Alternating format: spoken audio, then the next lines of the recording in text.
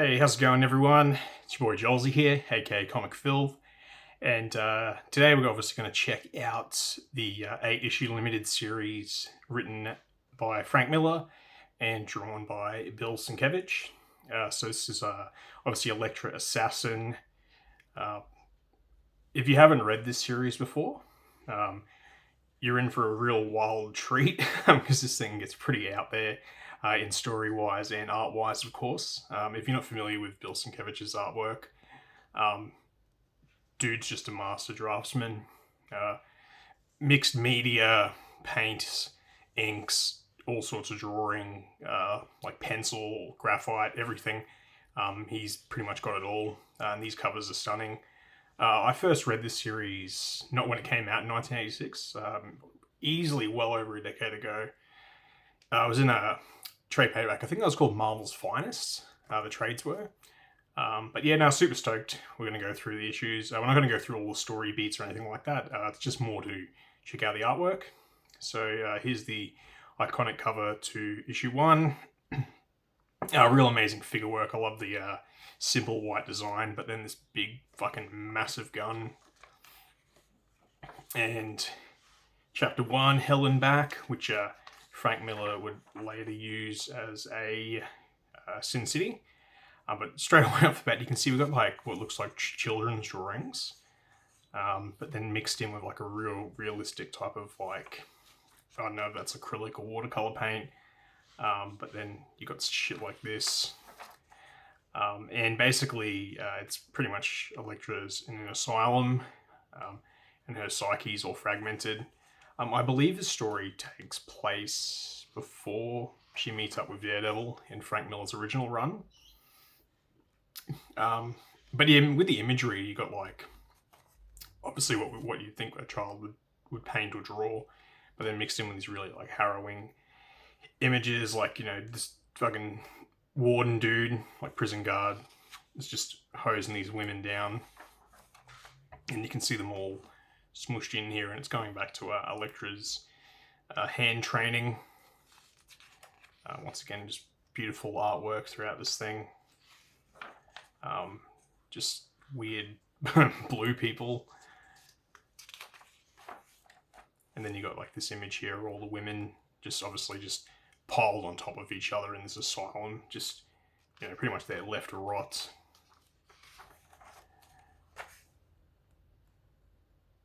But yeah, it's just insane. Like, I really would love to see like an artist edition of this. I don't know if it ever exists, but I think it'd be pretty sweet to see just pretty much what he's using, like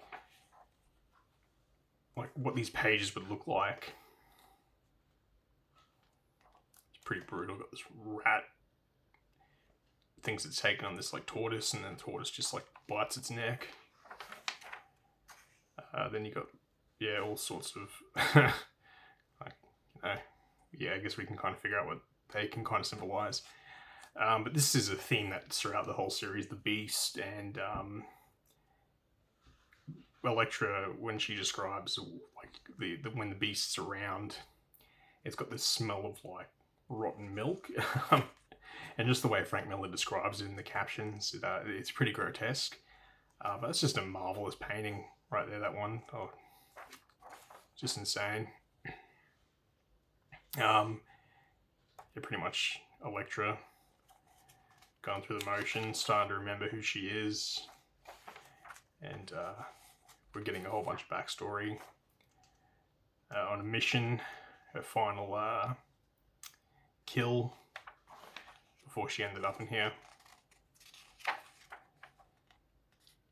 Yeah, fantastic stuff. You can get this, I think, currently in print in the Elektra Omnibus by Frank Miller and Bill Sienkiewicz. So it collects this story as well as like Elektra Saga, a couple of black and white issues that Frank Miller did. And I think there's like a what if Elektra hadn't died. Spoilers. Obviously, they don't stay dead forever in comics.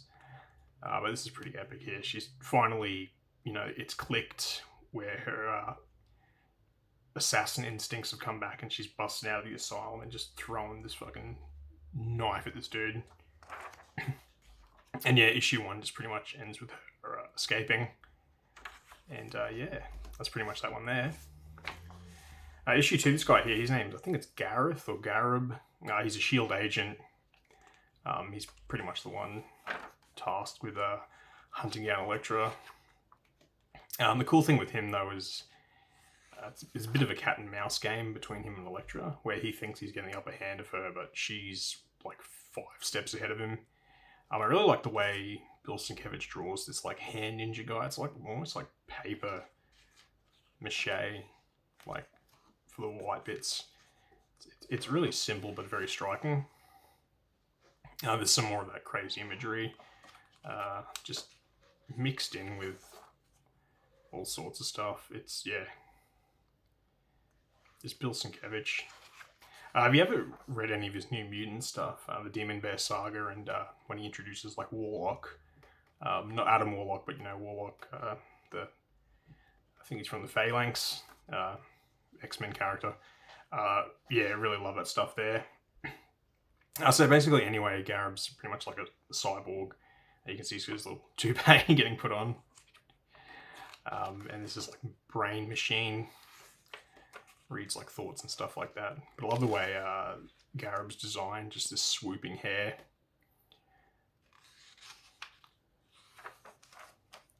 And this dude here, I'm pretty sure that's what Bill Sienkiewicz looked at the time. Just fucking sinister. But yeah, has to be expected, all sorts of violence going on throughout this thing. Elektra's just such a badass. Pretty much the first part's Garib's just trying to trace back Elektra's steps. Look at that, man. That's a beautiful drawing. Just very realistic.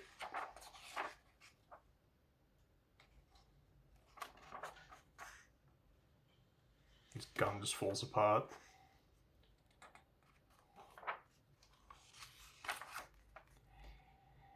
Yeah, I could stare at this thing for ages. It's just gorgeous. Garib's like your typical, down as like loser type of dude, just constantly drinking, smoking, eating McDonald's. Not making any judgments on anyone that does that, but more towards like his character and backstory, you get an understanding of why he's in this predicament. And like every good sort of Frank Miller story, you got villains that are black and white, like, heroes that are black and white and stuff like that, but at the same time, he's got those classic tropes of like romance in there, no matter how twisted his idea of romance is. But once again, we're ending with another strong page of Elektra, this time just, obviously she's all armored up now, leveling up. I like the cover to issue 3 here. It's like your typical safari hunt, but you got all these S.H.I.E.L.D. guys. And obviously their prize is Elektra.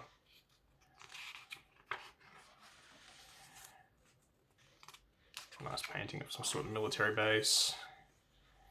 This thing here, it's just fucking wild, man. I reckon when Bill Sienkiewicz was drawing this picture, he read the script and it's like, crazy machine for androids, and he's looked around his fucking room and he saw a sewing machine. He's like, that's right, that's what we're doing. That's what we're drawing. It's the like S.H.I.E.L.D. boss, and I love this doctor. Look at this fucking gun. There's our boy there down his luck. Man, I'm old enough to remember when McDonald's came in styrofoam. Crazy. This guy here, he's like a politician, and it's pretty much Elektra's target, the Beast, but you'll see him throughout the whole story, but I really like the way he's pretty much just stock, like 2 or 3 photos, and when he's mixed in with all the other characters, it's really eerie, seeing him. Then you got like all these little panels pretty much just giving us a background.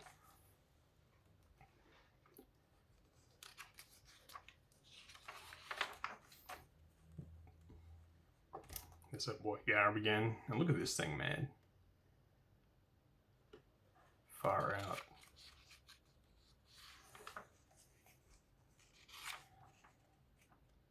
All sorts of, looks like the brain, probing different parts of her psyche.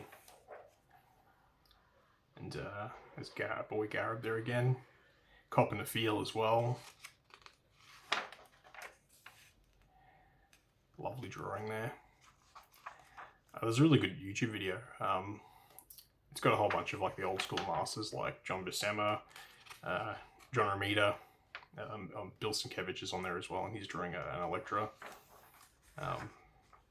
Just an absolute madman. The energy where he's just slinging his ink around, so good.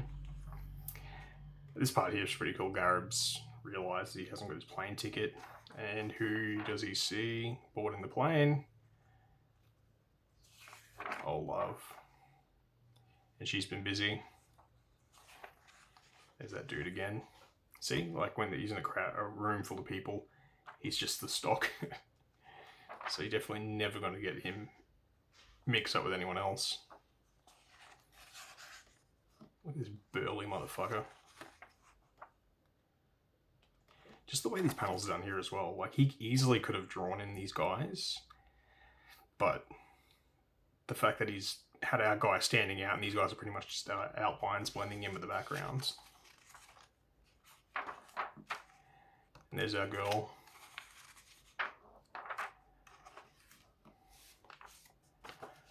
Alright, issue 4. Of course, all the covers throughout this thing are fucking fantastic, and this one's no exception.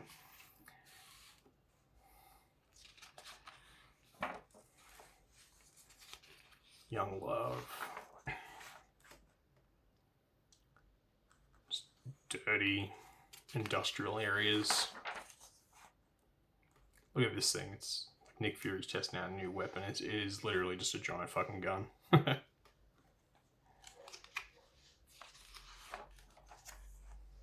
Look at this thing as well. Like, that's a helicopter. Like, his imagination. I know he likes drawing and collecting antique shit. I think it's called Stray Toasters. I've never read it, but I've seen artwork for it, and yeah, really good looking stuff here. There's our dude again.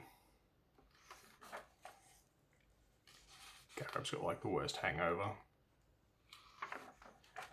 Or Garrett, I think his name is. Keep calling him Garib.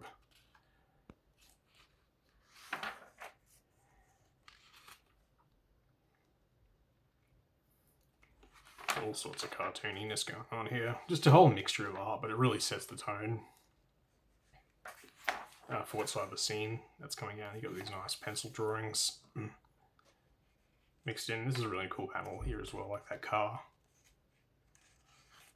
That one there's just all red, similar than when he gets hit. During this whole scene here, when he's getting attacked by these other agents or assassins, he's pretty much just dreaming of Elektra. Like, she's really living rent-free inside this motherfucker's head. And there's that dude again. Just a little knife in the head. Just fucking spear tackling him straight in the fucking cojones. Taking his bike. GTA style. I just love these gestures. Like, it's like it looks simple, but it's really effective.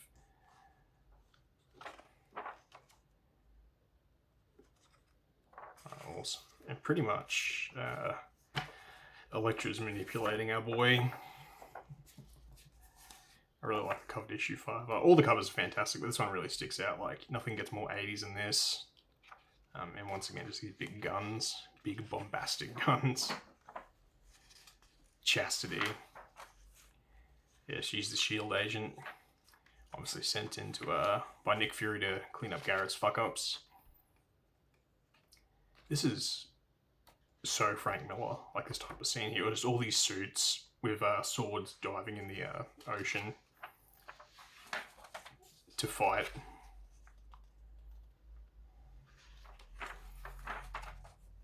And then you got the beast. You can tell when he's talking.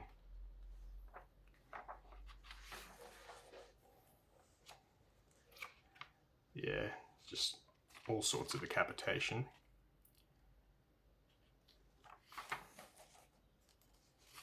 There's that weird helicopter again. Got jetpacks.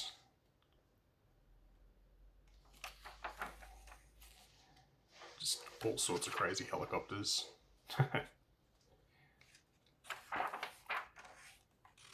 Yeah, dude, there's like pen, like ballpoint pen, photocopy, manipulation, mixing with paint. Just really would like to know his approach.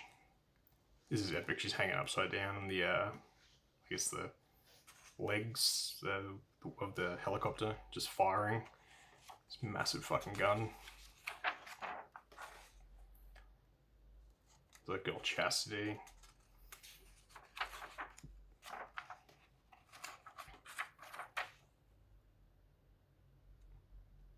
Even the lettering's great.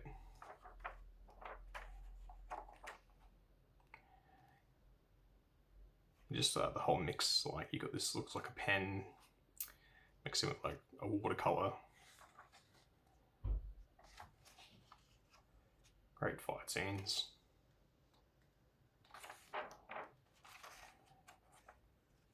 And Garrett making the ultimate choice. Look at these little dudes. Like little henchmen. This is pretty much just a train. Train motorcycle. Yeah. All sorts of crazy stuff. Alright, issue 6. Once again, another great cover.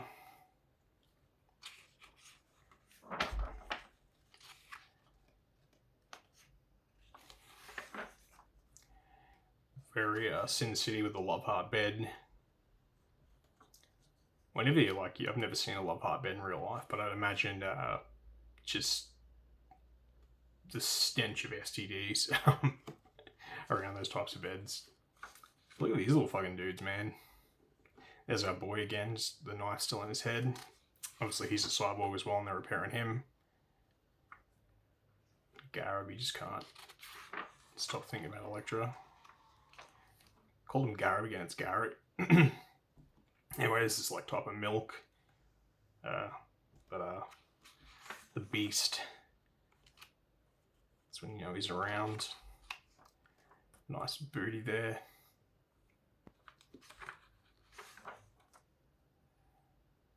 I really like these types of panels here, very Frank Miller-esque as well. Just these small pictures, but they really sum up what's going on. Good way to deliver backstory. And there's yeah, pretty hectic. I don't kink shame at all, but yeah. And pretty much, you know, it's height of the Cold War, or the Cold War's dying down, so you've got all these sorts of undertones happening. Yeah, damn dude, look at him, his little head.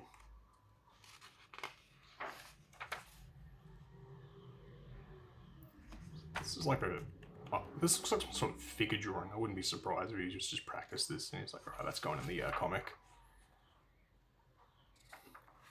Dude, probably bang that out. Oh, look at this. I like the little arrow point of the cod piece, but this is fucking gun. And these little guys.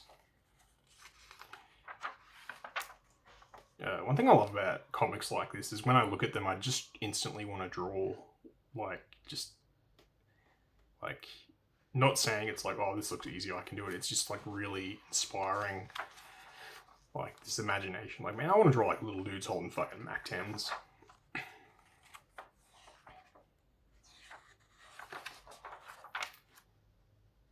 There you go, nice ending there. You know, honey, we never talk. Just this fucking Stinger missile launcher from Metal Gear Solid down there.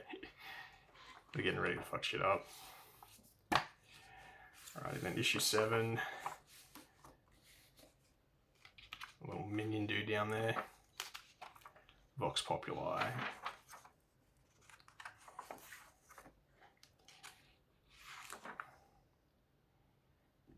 yeah, if you're like, this is the first time you're ever seeing this series and you're like, what is going on?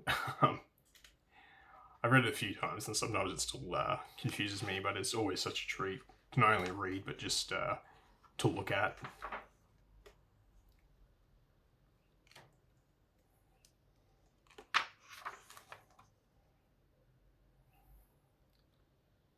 So the way he draws, just, you can instantly tell that's Elektra. Just like the way he does the lips and the way the hair goes over the eyes, and just that little bit of red.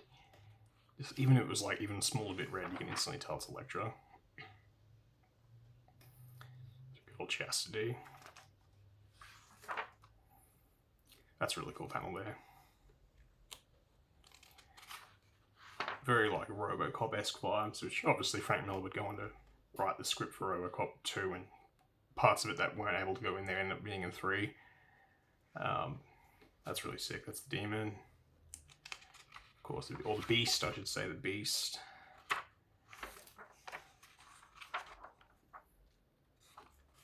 More of those nukes going off. End of the world type stuff happening here. And Garrett's just an absolute mess, eh? Just a mess of a character. He's been through the ringer.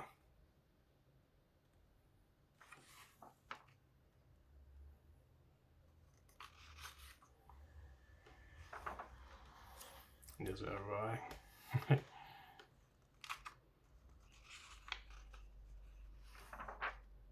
Elektra's about to take him out. I like how the way each issue ends with just a panel of Elektra getting ready for the hunt. And issue 8, Bill Sienkiewicz has drawn this type of Elektra millions of times, and I love every single time he does it. Here we go, got Chastity, our little dudes. And shit's gone to the next level. More of those like weird helicopters. The cool thing with this book though is like if I was to show you like one panel, you'd instantly know like what book you were looking at. Just looks like she's dropping some bars. Yeah, dude, look at that, man. Kind of like a xenomorph, like. That's beautiful. Like, there's another amazing splash page.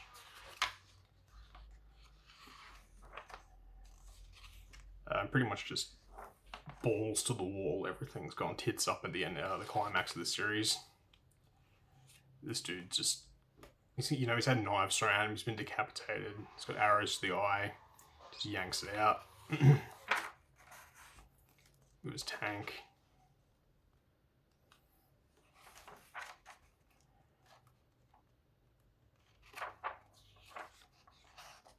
Non-gas masks.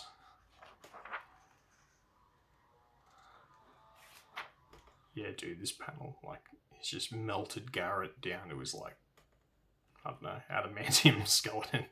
That's what it looks like. Another gorgeous image there, and it's so gorgeous he even signed it. I wonder how much these pages actually sold for, and who owns them.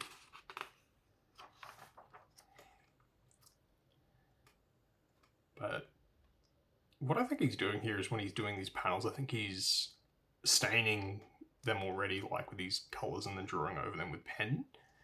I could be completely off it, but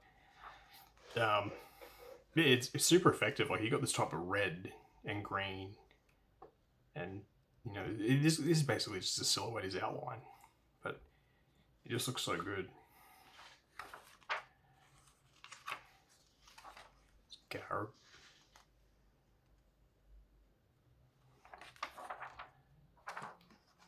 Getting to the end now.